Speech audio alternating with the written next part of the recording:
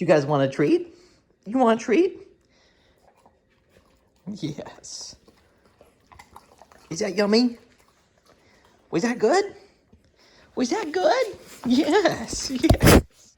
What's up, everyone? It's Doug the Dog Guy, owner and founder of Bad to the Bone Pet Care. This week we're going to do something a little bit different on the channel, and I'm actually going to show you guys how to make some super easy, healthy dog treats at home. These are peanut butter banana dog treats. Now, this is my first time using this exact recipe, but I have made enough dog treats in the past to know that these are going to be delicious. So let's get right into it. So we actually only need 5 ingredients for this super simple recipe. We have 2.5 cups of whole wheat flour, we have a teaspoon of baking powder, we have 1 egg, 1 ripe banana, and then we have 1 cup of all natural peanut butter. Now please make sure to use the all natural kind. Some of the other peanut butters have additives which could be very unhealthy for your dog. And if you're making these for someone else's dogs, like I am as a pet sitter, please make sure to ask your clients, ask the dog's owners if the dogs have any allergies. You do not want to take that risk. So to get started, we're just going to mash up our banana. The riper your banana is, the better. It's going to have more flavor, plus it's just going to mash easier. So really make sure to get it nice and smooth. Now we're going to add our peanut butter. All right, now that we have all that incorporated pretty well, we're going to add our egg. No shell. Okay, so now we're going to add our baking powder. We're going to hope that 1 teaspoon is the right amount, because a lot of the recipes I found didn't use baking powder at all, and some used half a teaspoon and 1 used a whole teaspoon. So we're going to use a whole teaspoon and hope for the best.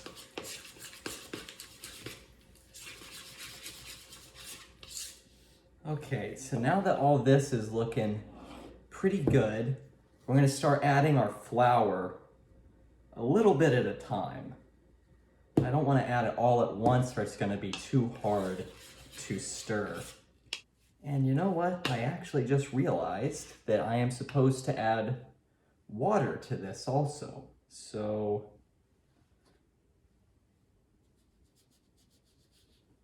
I'm going to do this and then add a cup of water. As pet sitters and dog walkers, we're always trying to find just nice, easy, cute things we can do for our clients, both to stand out, but also to make their lives better. I mean, that's why we love doing what we do, is getting to make a difference in these animals' lives. And when I'm doing live-in stays, especially the traveling gigs like I'm doing now, it's just me and the dogs that I'm staying with. I don't have any midday walks or any other things that need to be done, which means I end up with a lot of free time. And that's the perfect opportunity to try things like this. And if it works, you can go ahead and make, let's say, 100 or a bunch and bag them up and give them out to all your clients. Why not? Okay, so now that we have this, we are supposed to roll this out. It's not going to rise much because remember, we only added 1 egg. So you need to kind of roll them out to the thickness that you want them to be when they're done. And I don't have a rolling pin, so we're gonna just use our hands. Okay, so now that we have this rolled out to the thickness that we want, we have some parchment paper on a baking sheet. Put a little bit of oil to stick the parchment paper down. And we have our oven preheating to 350. And then now we're gonna break out these awesome doggy cookie cutters. Okay, so now that we have most of our dough used up here, we are going to bake these at 350 for about 20 minutes. We want them to be a little bit softer than crunchier, so we're gonna keep an eye on it. It's my first time doing this, so I think it's gonna be about 20 minutes. I'll check back in a few. All right, so I let these cook for about 25 minutes and then let them cool for another 30, and they're looking pretty good. We have some little wiener dogs, some fire hydrants. Here's a dog house. They turned out all right, you know, not great. One thing though is that I definitely made them too thick. They are way too thick. So definitely roll your batter out thinner than mine. I'm gonna have to break these when I give these to the dogs. And see, they got a little bit of color on the other side.